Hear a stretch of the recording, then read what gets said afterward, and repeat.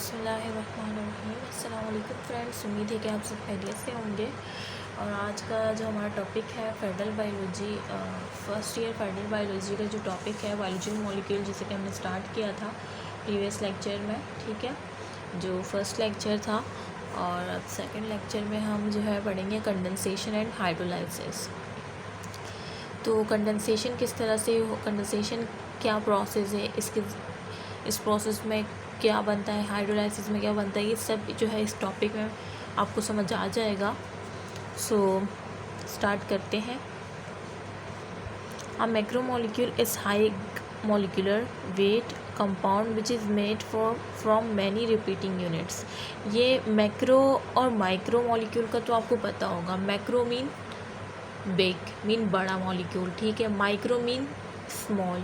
ये डिफरेंस तो आपको पता होगा, 9 की बायोलॉजी में पढ़ चुके होंगे। और भी ये तो एक मतलब पता है बिग डिफरेंस है, ठीक है। सो ये मैक्रो मॉलिक्यूल मीन बड़ा वाला जो मॉलिक्यूल है वो बना, उसका मॉलिक्यूलर वेट क्या होगा, जाहिर सी बात है बड़े मॉलिक्यूल का मॉलिक्यूलर वेट भी क्या होगा, ज़्यादा होगा। विच इज़ मेड, जो एक मैक्रो मॉलिक्यूल है, ठीक है, बड़ा मॉलिक्यूल है, इसका मतलब ये छोटे छोटे यूनिट से मिलके बना होगा। ये भी एक कॉन्सेप्चुअल बात है, ठीक है। कि a macromolecule is high molecular weight compound which is made from many repeating units, जो कि बना होता है बहुत से रिपीटिंग यूनिट से, ठीक है, जिसे हम मोनोमर्स कहते हैं। Molecule build like this area also known as polymers. और जो मॉलिक्यूल बनता है, ठीक है, जो हम बिल्ड करते हैं उसे कहते हैं पॉलीमर, ठीक है। जैसे कि ये स्मॉल रिपीटिंग यूनिट्स हैं, ये सब मिल के जो है एक लॉन्ग पॉलीमर बना रहे हैं, ठीक है।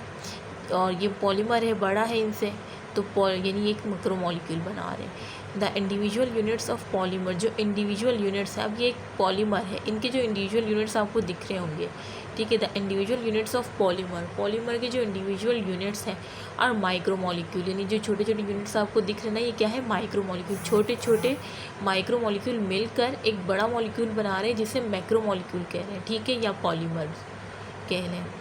The individual units of polymers are macromolecule, ठीक है, कि वो इंडिविजुअल यूनिट्स जो है, जैसे ये इंडिविजुअल है ना, ये सब मिलके एक पॉलीमर मैक्रोमोलिक्यूल बना रहे हैं। और ये खुद क्या है, माइक्रोमोलिक्यूल है, छोटे स्मॉल मॉलिक्यूल है, which are also known as monomer, जिसे मोनोमर्स भी कहते हैं इन माइक्रोमोलिक्यूल को। The interconversion of these molecule are carried out by condensation and hydrolysis. अब जो इंटर कन्वर्जन होती है ना इन मॉलिक्यूल की, यानी मोनोमर की पॉलीमर में या पॉलीमर की मोनोमर में, ठीक है, ये जो है ये किसकी वजह से, किसकी बदौलत होती है, ये कंडेंसेशन एंड हाइड्रोलाइसिस के प्रोसेस की बदौलत पॉलीमर जो है मोनोमर में कन्वर्ट हो जाता है, या मोनोमर जो है पॉलीमर में कन्वर्ट हो जाते हैं। बहुत सारे मोनोमर मिलकर एक पॉलीमर बनाते हैं, या एक पॉलीमर जो है ब्रेक होकर मोनोमर्स बना लेता है। सो ये जो है ये किस तरह से इनकी इंटर कन्वर्जन होती है, कि दो प्रोसेस की बदौलत होती है, जो कि कंडेंसेशन या हाइड्रोलाइसिस। अब इसका प्रोसेस हम पढ़ेंगे, ठीक है, डिटेल में, कि क्या कंडेंसेशन में क्या होता है और हाइड्रोलाइसिस में किस तरह से, कि ये बहुत सारे मोनोमर्स मिलके एक बड़ी चेन लाइक स्ट्रक्चर बना रहे हैं, जिसे मैक्रोमोलिक्यूल या पॉलीमर्स कह रहे हैं हम, ठीक है। ड्यूरिंग कंडेंसेशन, कंडेंसेशन के दौरान व्हेन 2 मोनोमर्स ज्वाइन, जब 2 मोनोमर्स क्या होते हैं, ज्वाइन होते हैं। फॉर एग्जांपल ये एक मोनोमर है, आपको दिख रहा होगा, ये दूसरा मोनोमर है। अब ये मोनोमर क्या है, प्लस का निशान आपको दिख रहा होगा स्क्रीन पर, ठीक है, यानी ये दोनों मोनोमर्स क्या हो रहे हैं, ज्वाइन हो रहे हैं, ठीक है। When 2 monomers join, a hydroxyl group is remove from one monomer. Hydroxyl group जो है वो रिमूव होता है एक मोनोमर से। देखिए ये एक मोनोमर है, ये दूसरा है, तो इस मोनोमर से एक हाइड्रोक्सिल ग्रुप OH आपको दिख रहा होगा, ये इससे रिमूव हुआ, ठीक है। And a hydrogen is remove from the other, और जो दूसरा मोनोमर है उससे क्या रिमूव हुआ, हाइड्रोजन रिमूव हुआ, ठीक है, टू मेक वाटर। और इस तरह से जब एक मोनोमर से हाइड्रोक्सिल ग्रुप रिमूव हुआ और दूसरे से हाइड्रोजन रिमूव हुआ, तो ये क्या बना रहे, ये वाटर बना रहे हैं ना, क्योंकि H2O होता है वाटर, और ये भी दो हाइड्रोजन एक ऑक्सीजन, तो मीन ये दोनों जब एक हाइड्रोक्सिल एक मोनोमर से दूसरे से हाइड्रोजन रिमूव होगा, तो ये वाटर मॉलिक्यूल रिलीज़ होगा, ठीक है। जब भी दो मोनोमर्स आपस में मिलेंगे तो एक वाटर मॉलिक्यूल रिलीज़ होगा। अब क्यों वाटर मॉलिक्यूल किस तरह से हम कह रहे हैं कि रिलीज़ होगा, क्योंकि एक से हाइड्रोक्सिल ग्रुप जब रिलीज़ होगा और दूसरे से हाइड्रोजन ग्रुप, सो वो दोनों रिएक्ट करके वाटर बना लेंगे, और इस तरह ये वाटर की शक्ल में जो है रिमूवल होगी, ठीक है। अच्छा, and a result of bond, और उसके नतीजे में क्या होगा, जब वाटर मॉलिक्यूल रिलीज होगा जिसके नतीजे में क्या होगा, सिंथेसाइज बिटवीन बॉन्ड जो है वो सिंथेसाइज होगा बिटवीन द मोनोमर्स। यानी जब ये हाइड्रोक्सिल ग्रुप मूव करेगा हाइड्रोजन मीन वाटर मॉलिक्यूल जब रिलीज आउट होगा दो मोनोमर्स के बिटवीन, सो ये वो जो वाटर मॉलिक्यूल रिलीज़ कर रहे हैं, ठीक है, उसके नतीजे में क्या होगा, इनमें बॉन्ड की सिंथेसाइजेशन होगी, मीन ये दोनों जो है मिल जाएंगे, ज्वाइन हो जाएंगे, ठीक है। देखिए कंडेंसेशन शो हो रही है, देखिए इनमें बॉन्ड शो हो रहा है आपको, इसने हाइड्रोक्सिल ग्रुप मूव किया एक ने और दूसरा मोनोमर ने हाइड्रोजन, जिसके थ्रू क्या बन गया, इन दोनों में एक बॉन्ड बन गया, ठीक है। Bond and synthesize between the monomers, यानी मोनोमर्स के दरमियान। अच्छा ये दो है ना, तो इस वजह से इसे डाइमर कहा जा रहा है, ठीक है। दो से ज़्यादा होंगे तो पॉलीमराइजेशन भी कह सकते हैं, ठीक है। अच्छा अब ये कंडेंसेशन का तो आपको समझ आ गया। अच्छा बॉन्ड जब फॉर्म हुआ, ठीक है, अब इसके साथ प्लस क्या लिखा हुआ है, वाटर, क्योंकि वाटर रिमूव हुआ है ना, जब एक से हाइड्रोक्सिल गया और दूसरे से हाइड्रोजन, तो दोनों ने करके वाटर बना लिया, तो इसका मतलब मुझे एक मॉलिक्यूल जो है वाटर का रिमूव हुआ है, जिसकी वजह क्या बना है, दो मोनोमर्स के दरमियान बॉन्ड की सिंथेसाइजेशन हुई है, ठीक है। अच्छा ये तो समझ आ गया। The product of such reaction, और जो प्रोडक्ट है such reaction is called a dimer, जो प्रोडक्ट बनेगा इसका प्रोडक्ट क्या नज़र आ आपको, क्या नज़र आ रहा है आप लोग को, डाइमर नज़र आ रहा है ना, दो डाई मीन टू, ठीक है, मर मीन दो मोनोमर से मिलके बना है, तो डाइमर कह रहे हैं, ठीक है। अच्छा इस कॉल्ड अ डाइमर, देखिए आपको नज़र आ रहा होगा, मैं ज़रा कैमरे को जूम आउट कर दूँ,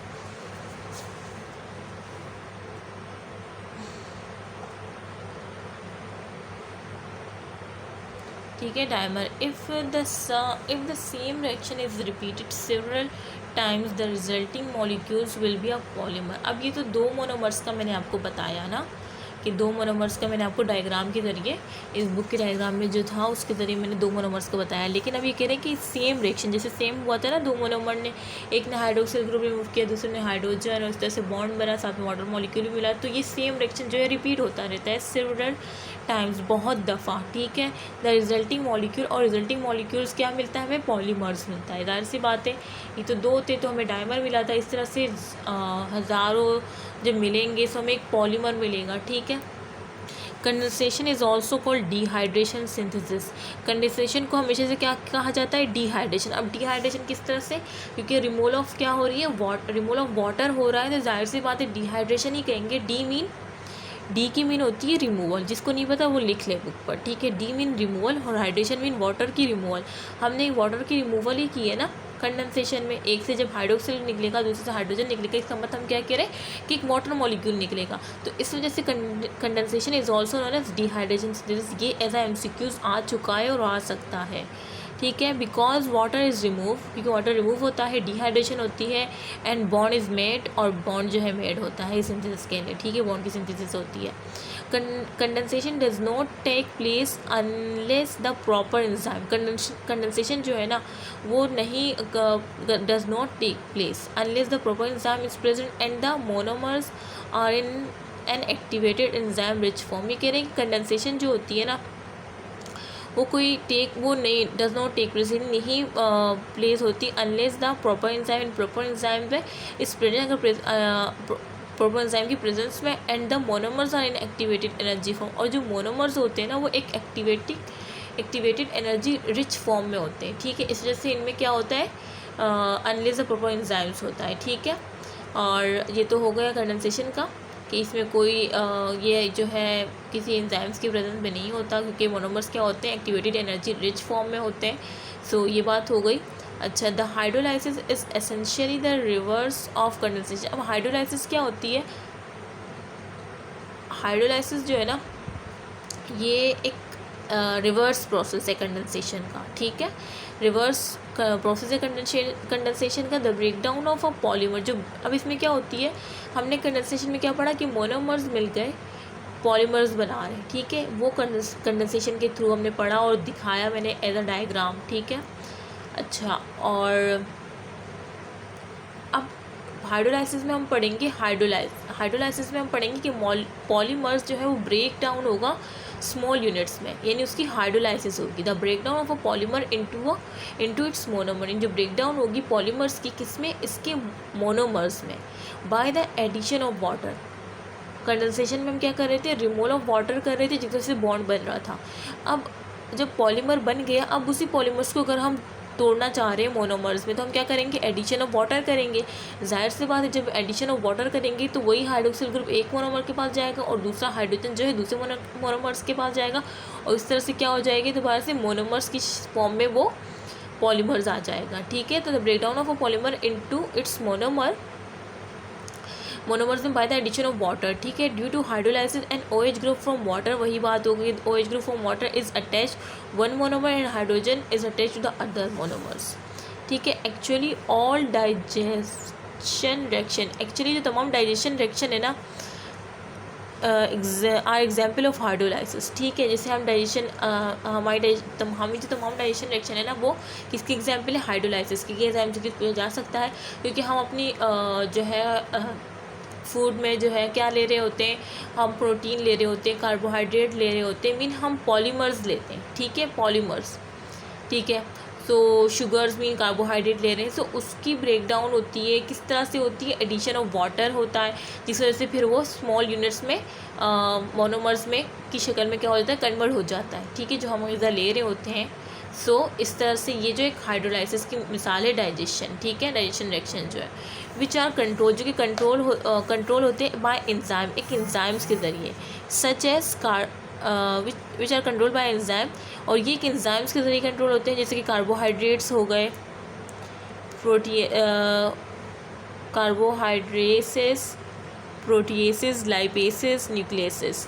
अच्छा, ये जो हाइड्रोलाइसिस का प्रोसेस है ना, जैसे हमारे डाइजेशन में कहा कि ये हाइड्रोलाइसिस की जो एग्जांपल है, क्योंकि जब हम प्रोटीन ले रहे होते हैं, ठीक है, और कार्बोहाइड्रेट ले रहे होते हैं एज अ फूड, ठीक है, सो फिर उस वो एक पॉलीमर्स है, तो पॉलीमर्स की जब ब्रेक डाउन होगी, तो ऐसी बात है, हमें एनर्जी चाहिए, तो ब्रेक डाउन किस तरह से होगी, एडिशन ऑफ वाटर होगा जिसकी वजह से मोनोमर में कन्वर्ट होगी, हमें एनर्जी मिलेगी। ठीक है, सो इसको ना ये हाइड्रोलाइसिस को कंट्रोल करने के लिए एंजाइम्स की नीड होती है, और वो एंजाइम्स कौन कौन से हैं, कार्बोहाइड्रेसिस से आपको जिस वर्ड के ना आखिर में ES लग जाए, सेस लग जाए, तो वो ना आप समझिए कि वो एक एंजाइम है, कैटालाइटिक सब्सटेंस है। ठीक है, कैटालाइटिक सब्सटेंस मीन एंजाइम्स हो गया। ठीक है, तो कार्बोहाइड्रेसिस मीन कार्बोहाइड्रेट, जब हम कार्बोहाइड्रेट इंटेक करेंगे मीन शुगर इंटेक करेंगे, सो उसमें कार्बोहाइड्रेट यूज़ होगा एज अ एंजाइम, क्योंकि एक एंजाइम है ये। और अगर हम प्रोटीन इंटेक कर रहे हैं, प्रोटीन के हम तो अपने एंजाइम हर सब कुछ इंटेक करते हैं, तो जब प्रोटीन की ब्रेकडाउन होगी तो प्रोटीएसिस एंजाइम काम करेगा, जब लिपिड्स की होगी तो लाइपेसिस काम करेगा, और जब न्यूक्लिक एसिड की कोई ब्रेकडाउन होगी तो न्यूक्लियसिस काम करेगा। सो ये जो है कंट्रोल ऑफ एंजाइम थे, जो कि डिफरेंट सबस्ट्रेट के लिए डिफरेंस है। ठीक है, सो ये हमने कंडेंसेशन एंड हाइड्रोलाइसिस का बहुत ही डीप में जाके पढ़ा, क्योंकि इसमें कुछ भी इतना मतलब कोचिंग वाले बस ये कहते हैं कि एडिशन ऑफ वाटर, ये सब ऊपर से बस डिफरेंस लिख दिया, क्योंकि ये सब जो है वो आप लोग पे छोड़ देते हैं कि आप लोग खुद इसको रीड करें। इतना कुछ ख़ास, इतनी कुछ मुश्किल बात नहीं है इसमें। लेकिन मुझे तो पढ़ाना था, और मेरा तो बेसिकली मकसद ही यही है कि ये जो टेक्स्ट बुक की रीडिंग आप लोग इतना मतलब बहुत ज़्यादा इससे घबराते हैं कि भाई नहीं होती हमसे, हम मतलब आप कुछ बहुत से कुछ स्टूडेंट्स होते हैं जो पढ़ पाते हैं, बुक खोलते हैं और बंद कर देते हैं, क्योंकि वही है कि उन्होंने शुरू से बुक्स तो पढ़ी नहीं होती। ठीक है, शुरू से 9 मैट्रिक और फर्स्ट ईयर सेकेंड ईयर भी नहीं पढ़ते, MD-CAT में आके बुक रीड करते हैं। तो ये गलत बात है, लेकिन क्या कर सकते हैं, रट्टा बेस आप लोग का जो है पेपर्स होता है, ये क्वेश्चन याद कर लो, ये क्वेश्चन याद कर लो, इस साल ये आएगा, उस साल ये आएगा, यही होता है।